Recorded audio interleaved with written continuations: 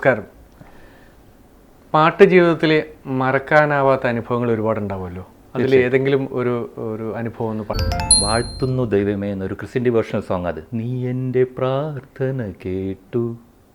അതിൻ്റെ അത്ഭുതം എന്താ വെച്ചാൽ ഈ ഒരൊറ്റ പാട്ടേ പാടിയിട്ടുള്ളവർ ആ പാട്ട് പാടിയ ശേഷം പിന്നെ ഒരിക്കലും സിനിമയിലേക്ക് തിരിച്ചു വന്നിട്ടില്ല. അതോടെ അപ്രതീക്ഷയായി. കാതർക്കൊക്കെ അറിയില്ല. അതുമാതിരി അതിൻ്റെ അന്ന് ആ ഒരു കൂടെ ഉണ്ടായിരുന്ന ജയം രാജു എന്ന സിംഗർ ഉണ്ടായിരുന്നു. അവർക്കൊന്നും അറിയില്ല. നീ എൻ്റെ പ്രാർത്ഥന കേട്ടു, നീ എൻ്റെ മാനസം കണ്ടു.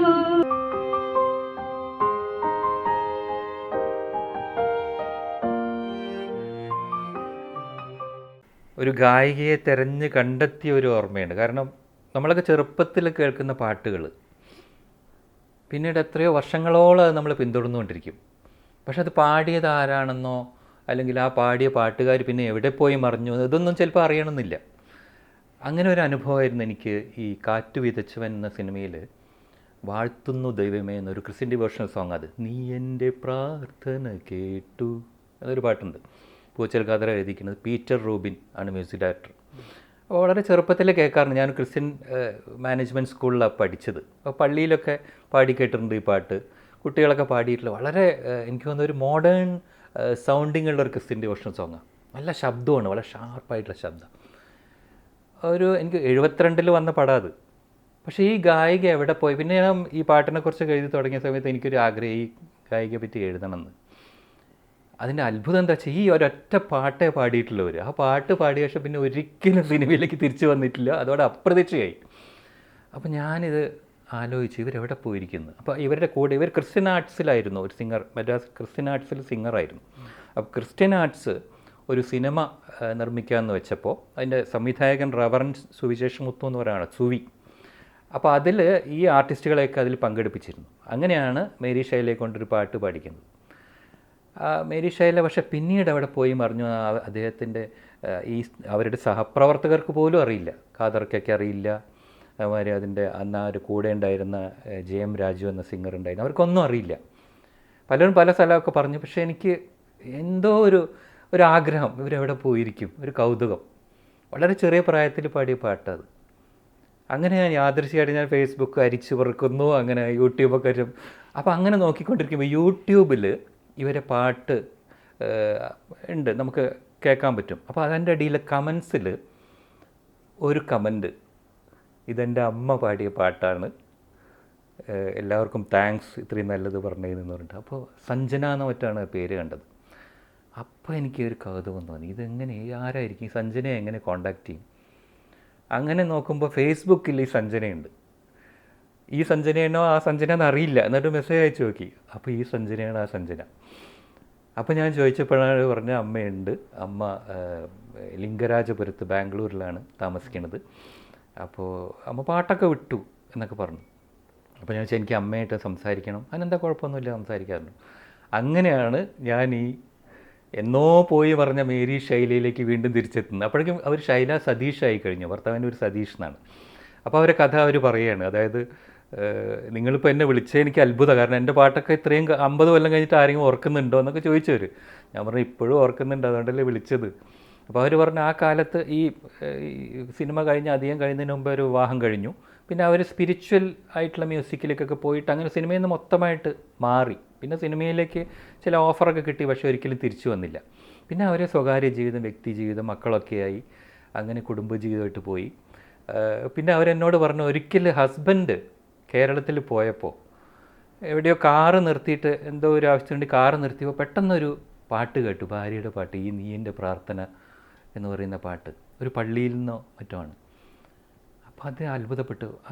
അന്നാണ് മനസ്സിലായത് ഈ പാട്ട് ഇപ്പോഴും ഇവിടെ ജീവിച്ചിരിക്കുന്നു എന്നുള്ളത്. അത് അത്ഭുതം. അപ്പോൾ എന്നോട് അന്ന് അവർക്ക് വലിയ സന്തോഷം. എന്നോട് പറഞ്ഞു എത്രയും കാലത്തിന് ശേഷം രവിമേനോൻ എന്നെ വിളിച്ചല്ലോ എൻ്റെ പാട്ട് ഓർത്തിട്ട്. ഞാൻ സത്യം പറഞ്ഞാൽ അറിയില്ലായിരുന്നു ഈ പാട്ട് ഇത്രയും ഇപ്പോഴും ജീവിച്ചിരിക്കുന്നുണ്ടെന്ന്.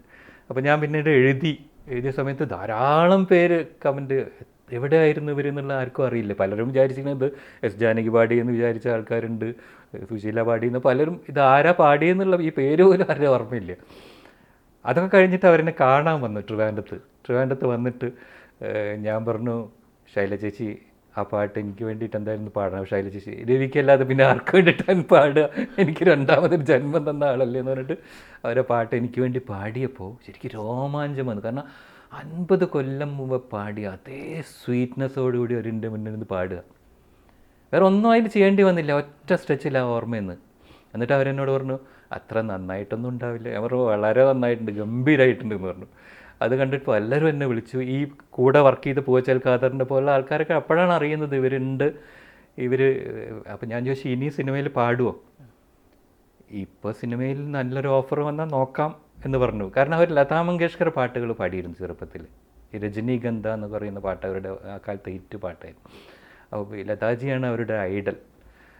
അപ്പോൾ ഇപ്പോഴും അവരുണ്ട്. ഇപ്പോൾ ഈയിടെ അടുത്ത കാലത്ത് ചെറിയ വാർദ്ധക്യത്തിൻ്റെ പ്രായത്തിൻ്റേതായിട്ടുള്ള അസുഖങ്ങളൊക്കെ ഉണ്ടെങ്കിലും വളരെ ആക്റ്റീവാണ്. ഞാനുമായിട്ട് എല്ലാ ഈസ്റ്ററിനും ക്രിസ്മസിനും ഒക്കെ കോണ്ടാക്ട് ചെയ്യും. വലിയ കാര്യമാണ്. അപ്പോൾ എനിക്കിപ്പോൾ തിരിഞ്ഞു നോക്കുമ്പോൾ ഇതൊക്കെയാണ് നമുക്ക് കിട്ടാവുന്ന ഒരു സന്തോഷങ്ങൾ.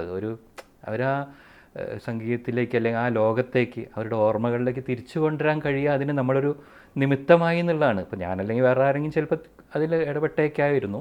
പക്ഷെ എന്നെ സംബന്ധിച്ച് ഇതൊക്കെയാണ് വലിയൊരു സന്തോഷം. അത് ആളുകൾ ആ പാട്ടുകൾ ഇഷ്ടപ്പെടുന്നവർ അതിനെപ്പറ്റി നല്ല കാര്യങ്ങൾ പറഞ്ഞു കേൾക്കുമ്പോൾ വലിയ സന്തോഷം തോന്നും. വളരെ മനോഹരമായ ഒരു അനുഭവമാണ്. ഇനിയിപ്പോൾ അന്ന് രവിമേനോനെ കാണാൻ വന്ന ആ അവസരത്തിൽ അന്ന് പാടിയ പാട്ട് നമുക്കത് കേൾക്കാം അല്ലേ? തീർച്ചയായിട്ടും. ஃபேஸ்புக்கில் என் மகளை மீட் பண்ணிட்டு அதுக்கப்புறம் என்னை எங்கே இருக்கான்னு கண்டுபிடிச்சி எங்கேயோ இருந்த என்னை வெளிக்கு கொண்டு வந்தது ரவி மேனன். அவங்களுக்கு நான் ரொம்ப தேங்க்ஸ் சொல்லிக்கிறேன். படம் பாடாம், எப்பழும் பாடாம், നിങ്ങൾക്ക് വേണ്ടി എപ്പോഴും പാടാം. வாழ்த்துന്ന ദൈവമേ നിൻ മഹത്വം, വാഴ്ത്തുന്ന രക്ഷകാ നിന്റെ നാമം. നീ എന്റെ പ്രാർത്ഥന കേട്ടു, നീ എന്റെ മാനസം കണ്ടു, നീ എന്റെ പ്രാർത്ഥന കേട്ടു, നീ എന്റെ മാനസം കണ്ടു. ഹൃദയത്തിന്നൽ താരയിൽ വന്നിൻ അഴലിൻ കൂരിരുൾ മാറ്റി, ഹൃദയത്തിന്നൽ താരയിൽ വന്നിൻ അഴലിൻ കൂരിരുൾ മാറ്റി, നീ എന്റെ പ്രാർത്ഥന കേട്ടു, നീ എന്റെ മാനസം കണ്ടു. മതിയാ?